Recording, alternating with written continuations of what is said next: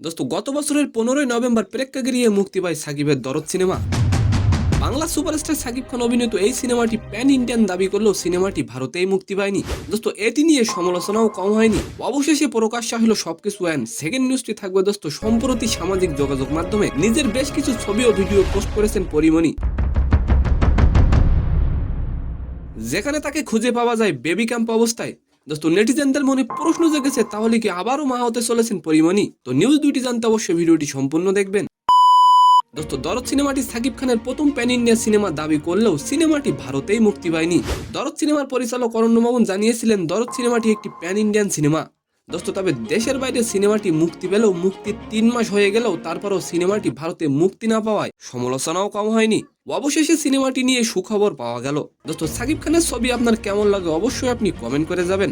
দোস্ত 28শে ফেব্রুয়ারি ভারতে দরদ সিনেমাটি মুক্তি পাচ্ছে, তবে শুধু পশ্চিমবঙ্গে নাকি ভারতের অন্য রাজ্যেও মুক্তি পাবে দরদ সেটা জানাননি প্রযোজনা প্রতিষ্ঠান। দোস্ত দরদ সিনেমাটি একটি সাইকো থ্রিলার ঘটনার গল্প। এন্ড সেকেন্ড নিউজটি হলো দোস্ত পরিমণি সম্প্রতি সামাজিক যোগাযোগ মাধ্যমে বেশ কিছু ছবি ও ভিডিও পোস্ট করেন, যেখানে তাকে খুঁজে পাওয়া যায় বেবি ক্যাম্প অবস্থায়। দোস্ত আর এটি নিয়েই নেটিজেনদের মনে প্রশ্ন জেগেছে, তাহলে কি পরিমণি আবারও মা হতে চলেছেন? দোস্ত তবে এই বিষয়ে মুখ খুলেনি পরিমণি। তো সম্মানিত দর্শক, আজকের ভিডিওটি কেমন লাগলো অবশ্যই কমেন্ট বক্সে জানাবেন। আর ভিডিওটি যদি ভালো লাগে অবশ্যই একটি লাইক দিয়ে আমাদের চ্যানেলটিকে সাবস্ক্রাইব করে দিবেন। ধন্যবাদ।